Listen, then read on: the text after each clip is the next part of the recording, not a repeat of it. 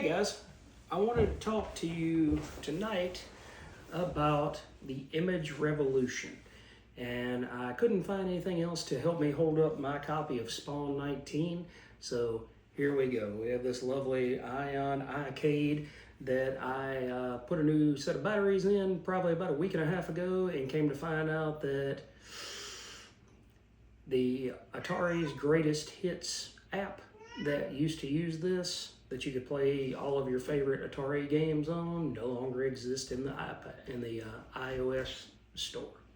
So we're going to use it for something else.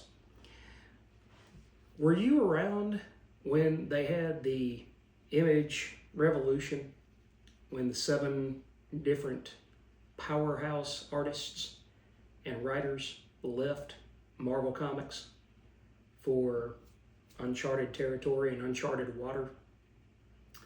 We still have Spawn. Spawn is being written and drawn and put out to this day. I think I just got issue 369 a couple of weeks ago. So it's pushing that 400 door pretty hard.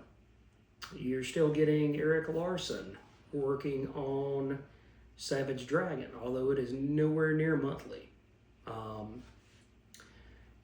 Unfortunately, you don't have any more Shadowhawk from Jim Valentino. Rob Liefeld has left and come back and left again. Mark Silvestri, I believe, is rebooting The Darkness, although he's not going to be the one illustrating it. All of these guys, they had this power at Marvel.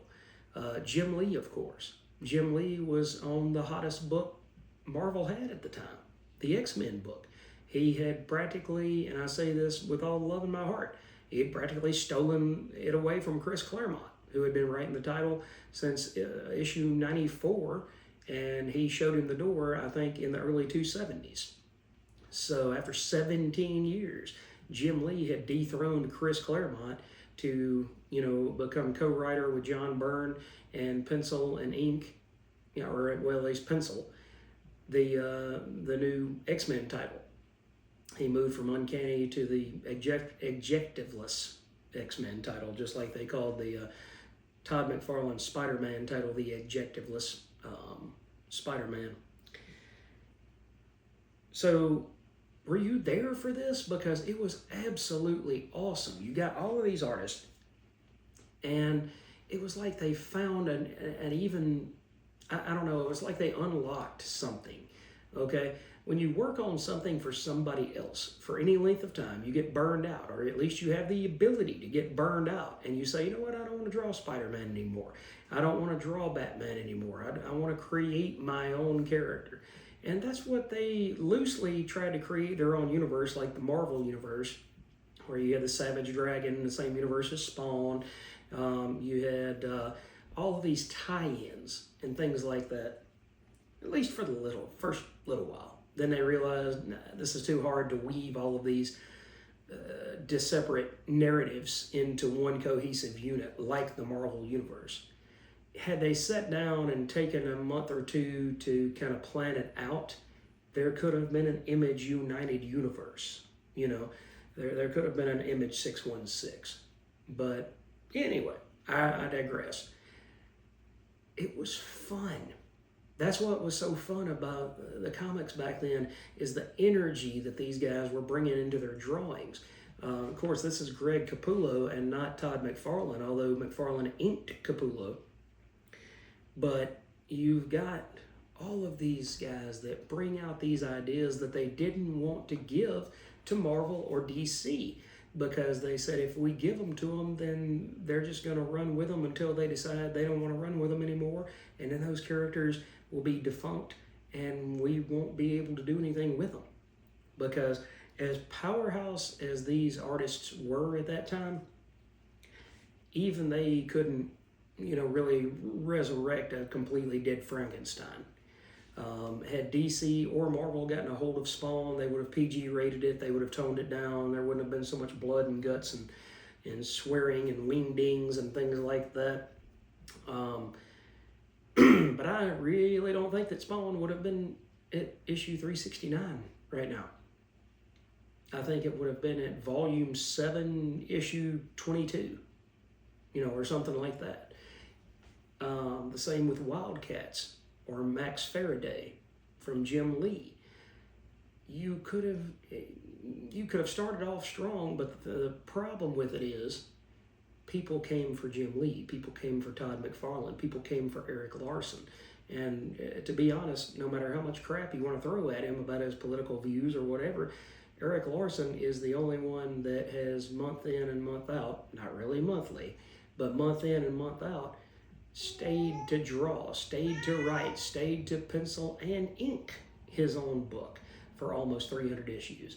So even though it wasn't a month in and month out type of thing, he single-handedly is going to bypass Cerebus and Dave Sim if he lives long enough, because I want to say Savage Dragon is on 279, and I could be wrong now, but I want to say it's at 279, maybe 280.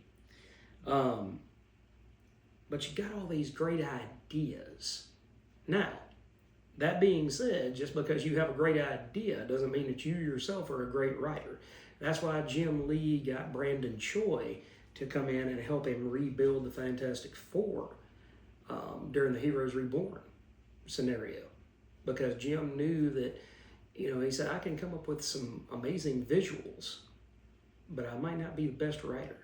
Now, Todd McFarlane jumped in, face first on Spawn as its writer, penciler, and inker, because it was his own creation from when he was 12, I think.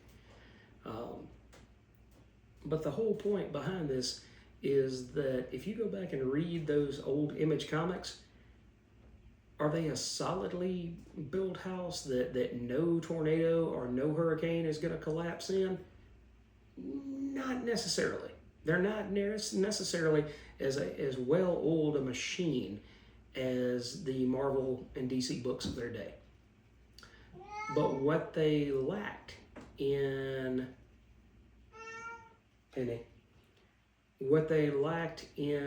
finesse, they made up for in spades in all-out bombastic artwork. It was in your face. There was cross-hatching, lines, details. You had all of these things that just popped out at you, and you're like, where in the heck did this come from? And where it came from, the answer for that, was the fact that they created something that they controlled.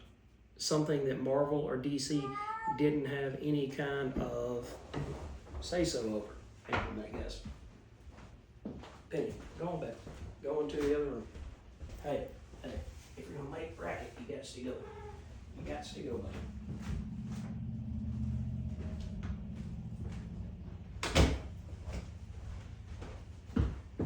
Sorry, guys. I don't know if the cats are living with me or if I'm living with the cats. Sometimes they're running things. Sometimes I'm running things. But you just got this sense of Kirby Crackle energy in real life. It was like these characters, they were more, it was new heroes for a new time, okay?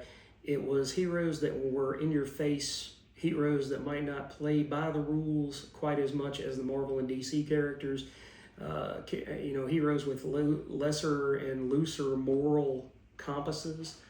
But at the same time, it was just fun to crack open an issue of Spawn and see blood and guts and heaven and hell fighting with each other, and you're just sitting there scratching your head saying, what in the heck is going on? Really, what in the heck is going on here? And so, if you lived through that time, what did you think about it? What did you think as this new company, which would eventually become the big three instead of just the big two?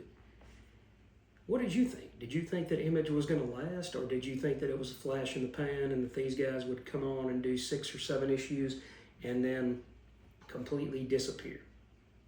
Now, I will say, McFarlane stayed on not as penciler, but as inker for an extremely long time to get that kind of continuity. We were talking the other night about the Phantom Stranger and Jim Aparo as an artist. Well, in his Spectre series, they had a guy named, and of course that name escapes me now, Russell, and I cannot remember his last name, but he was supposed to be over the arc continuity. He wanted to make sure that different characters looked different. He wanted to make sure that there weren't any panels that looked identical to each other. The composition, the lighting, the framing, all of that. And I think it was Russell Carley, but I could be wrong. But if they had somebody like that to kind of rein in the writing, rein in the stories, but at the same time, you're getting these guys at 240 volts instead of 110.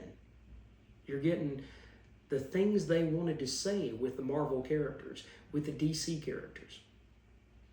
They can finally say them here. And they can say them without fear of repercussion. They can say them without fear of damaging what has come before. Because as much as people might like to say that Todd McFarlane is out for Todd McFarlane, I truly believe that Todd has a respect for the past and for what has come before. Eric Larson's dedication to that is astounding to this day. But these guys really loved the books that they read in the late 60s and the 70s. Even in the late 70s. They loved these books as they were coming up and they were reading them. They loved these characters. They loved these universes, which were built on the back of other men. Steve Ditko, Jack King Kirby, Stan Lee as writer and co-writer and thought man and hype man. Dick Ayers. It's kind of funny. I was watching a YouTube video. There's this guy. He's got a channel, Tyler Esposito, and he was talking about the X-Men Children of the Atom video game that came out on Sega Saturn, I think back in 1997. And I knew I recognized that last name from something. And come to find, one of his uncles was Mike Esposito, who was an inker back at Marvel back in the 60s. So, small world. But anyway, guys, I just wanted to share this love of the early Image titles. And if you weren't born then, if you didn't have the experience to pick up these books when they were brand new, go out there and hit the dollar bins, man. I think I found this in like a $2 bin or something like that. Go out there and hit those dollar bins and say, just see what it was about. It may not be for you.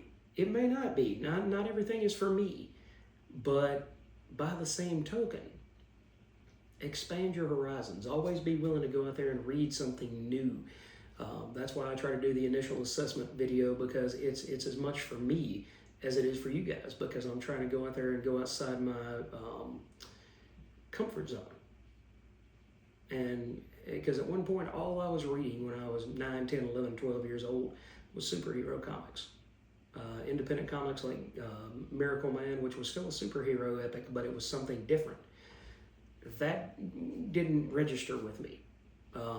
Swamp Thing. I didn't read Swamp Thing until I was in my early 20s, and it blew my mind. It absolutely blew my mind when I read those books. The stuff that Alan Moore was doing, not only with horror, not with psychological horror, not with slasher horror, Michael Myers horror, but instead with just the thought of what Swamp Thing could be and how he transformed a simple muck man into something so much bigger and so much greater. It's wild. Criminal by Ed Brubaker. Wanted by Mark Millar and J.G. Jones. All of these books that you wouldn't read if all you were into were superheroes. And Image was the house that was built on superheroes, but then along came a little book called The Walking Dead. And Robert Kirkman completely turned it on its head. He said, this book is not about the dead. It's not about, how many kills they can rack up, but instead it's about the people that have to survive, the people that are left behind in this world. And I'm rereading that month, or 2 issues at a month. with the Walking Dead Deluxe. That's going to go all the way through issue 193 and finish the series off. And it's I want to say that issue 122 comes out this week. So we're getting close to being there, because it's what, another 71 issues, and if you do that twice monthly, then that's 36 weeks. So a little bit less than a year we'll be done, guys. If I've done the math and the calculations correctly, and nobody ever accused me of being the world's smartest at arithmetic, but I want to say that sometime next year that title should wrap up. So let's see, 3. So 36 would be 3 years. If you did that, that's a year and a half. No, still got a few more years to go. Sorry, I just had to make sure I said that right. I didn't want to look like a fool any more than I usually do in these videos. But thanks for joining me for this little trip back to Image Land and to talk about these books. And like I said, go hit those dollar bins and go hit those $2 bins and see what kind of image stuff you can find. It's out there. They printed them in millions. They printed them by droves. Go out there and have your own image revolution. And then come back here and hit me in the comments and let me know what you think. I don't think you'll be disappointed, guys. Thanks for joining me. I'm looking forward to hitting you guys with the new comic book video. And I think I've got either 1 or 2 issues coming out this week for the initial assessment. One of them I know is The Author Immortal. Again, outside my wheelhouse. And I just love creating these videos, guys. It's a therapy to be able to talk to people that love this medium as much as I do. And I don't get a whole lot of comments, but you know what? That just lets me know that the ones that I do get right now, as the channel is growing, are heartfelt and come from the heart. So if this video spoke to you, if any of the videos that hopefully you have liked and subscribed to the channel, if any of this stuff hits you right here in the feels, put a comment down there below. Tell me I'm full of it, or tell me that you love the channel. I'd love to hear from you either way. All right, guys, thanks again for your time. Hope you have a wonderful, wonderful evening and rest of the day, and I'll catch you later.